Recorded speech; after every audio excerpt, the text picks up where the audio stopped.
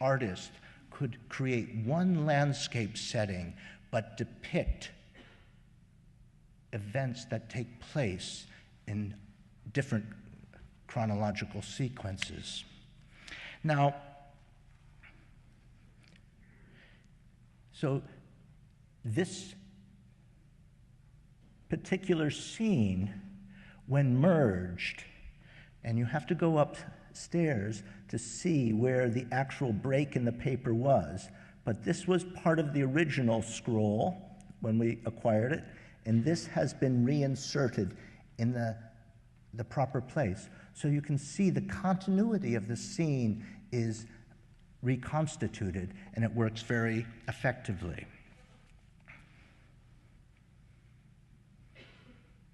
Now, proceeding with the story, just mention that it is a tale of an older monk, Keikai, falling in love with a young acolyte whose name is Umewaka, literally the young plum.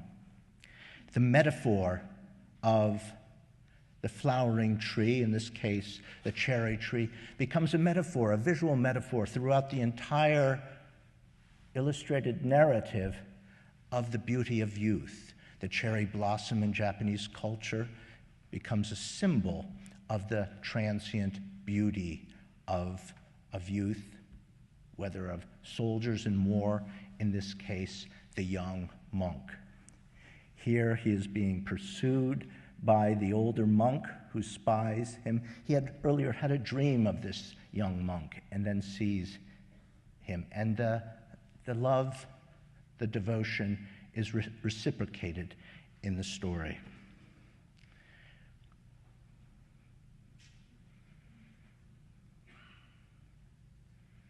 Now, another characteristic of the illustrated hand scroll is the way that artists could play with perspective. For instance, the fishing huts in the foreground are not important to the tale, so they are depicted in miniature. The monk Keikai is walking along the path, and he is more important to the narrative, so he's depicted larger. And then the central episode, the monk, is depicted twice here. There he is sending a letter with a love poem to be sent to the young monk that he has fallen in love with. His attendant will transfer the message to his master.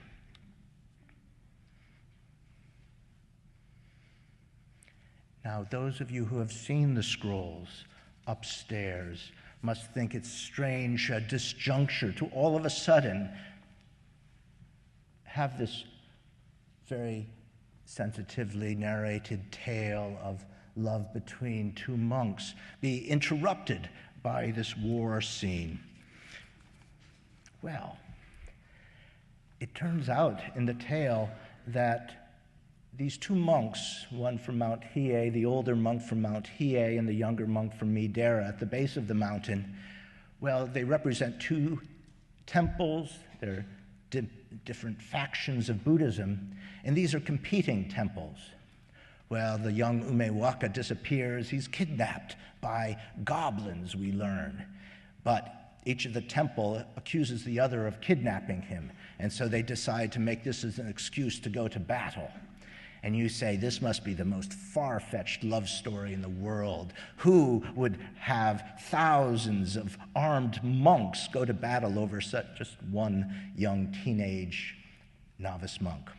Well, the fact of the matter is that this represents historical fact to a certain extent, and in fact there had been conflicts between Midera and Mount Hiei, and Ryakuji, the head temple of the Tendai sect, was located.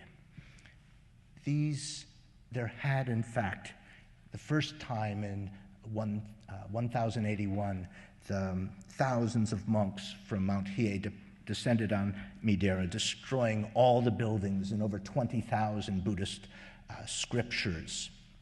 This happened 6 or 7 times in history before these illustrations were made. So this is a commentary on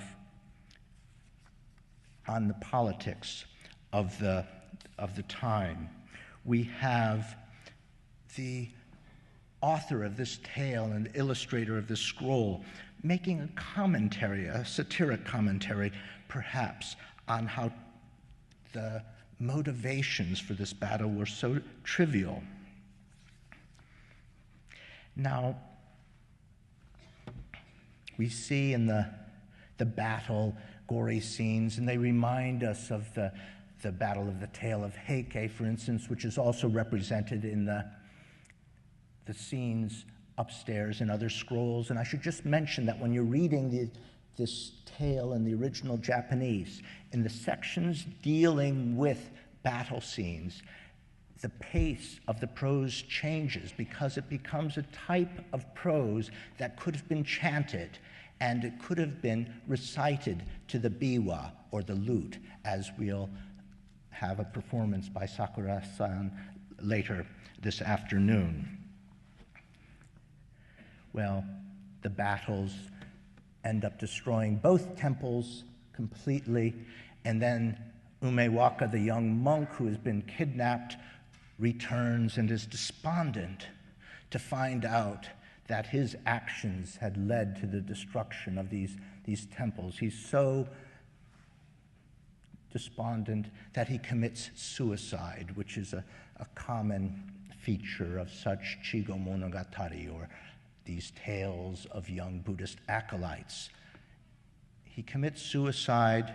When you look at the actual scroll, you'll be able to make out he's left his rosary beads, he's jumped off the bridge, and they discover his body floating in the water, and there he is.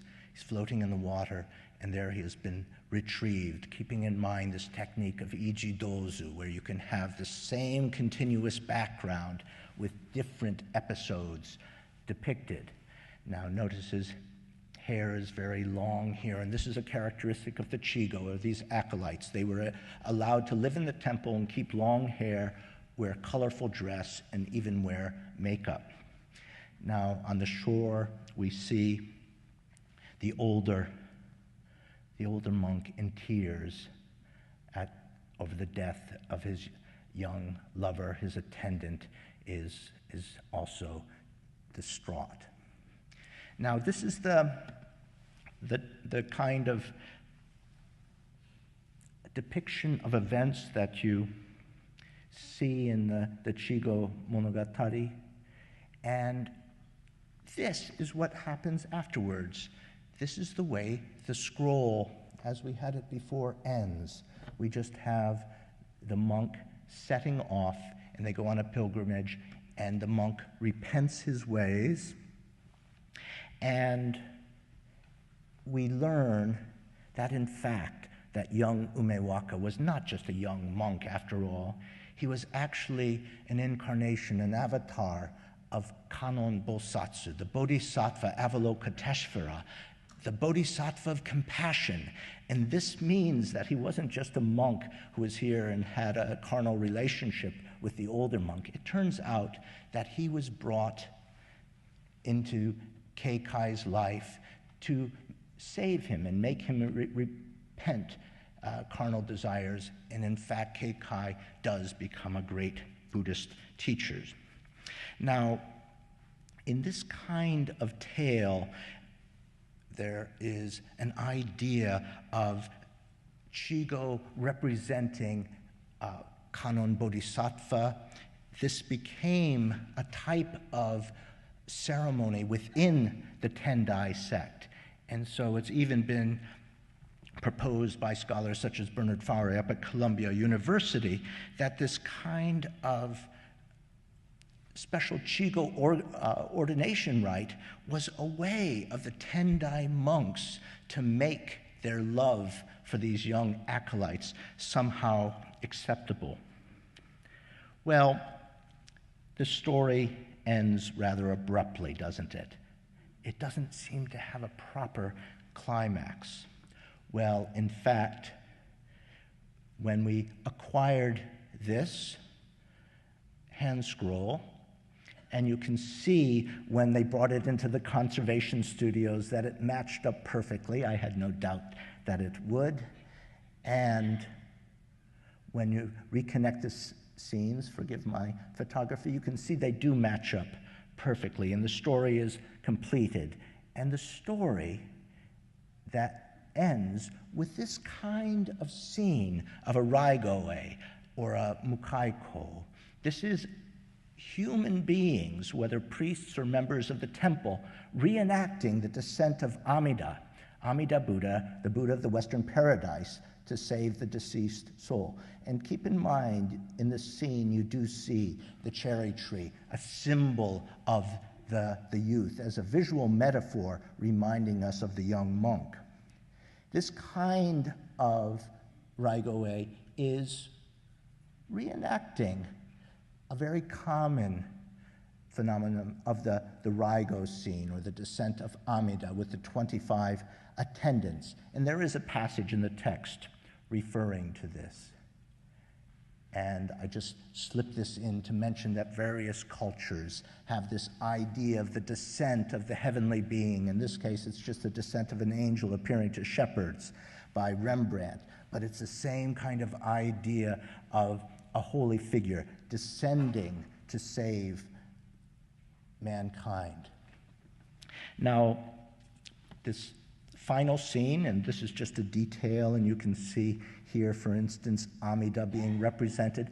This kind of ceremony still takes place today, and you can see a procession, for instance, here at a temple in Wakayama, and they dress up with the metal halos, and they wear masks, and they cross a bridge, and the same kind of welcoming ceremony, or the mukaiko, takes place at Taimadera in Nara Prefecture. And you can see the mask and the halo that is used in such processions. The Metropolitan's new fragment is one of the earliest pictorial representations of such a scene. And here is one of the masks done by Kaike in the early 13th century.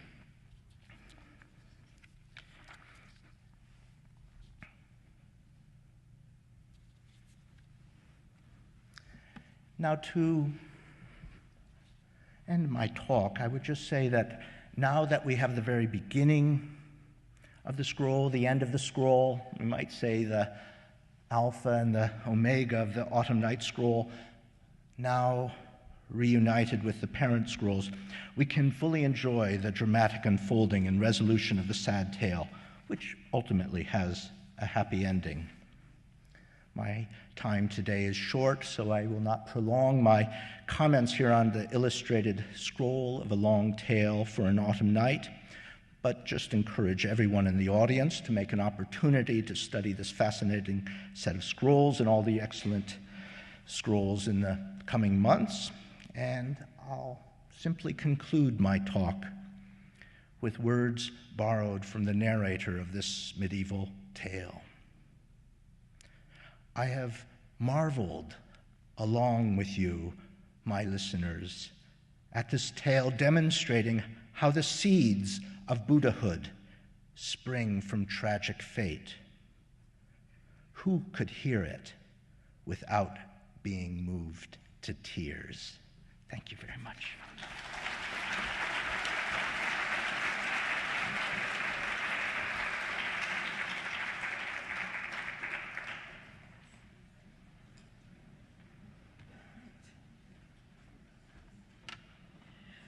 Oh, what a wonderful talk. That's a hard act to follow, but I'll do my best. Thanks to Masako for setting up this excellent exhibition and for kindly inviting me to speak, and thanks to all of you for coming this afternoon. I'll be talking about what I call the War of the 12 Animals. This is, again, a slight difference in translation. You could call it the Battles of the 12 Animals, but I'm going on the assumption that 3 battles make a war, so I'll just call it the war. Now, who these 12 animals are, of course, is the familiar animals of the East Asian zodiac. You see them every time you eat in a Chinese restaurant. They're likely to be on the paper placemats.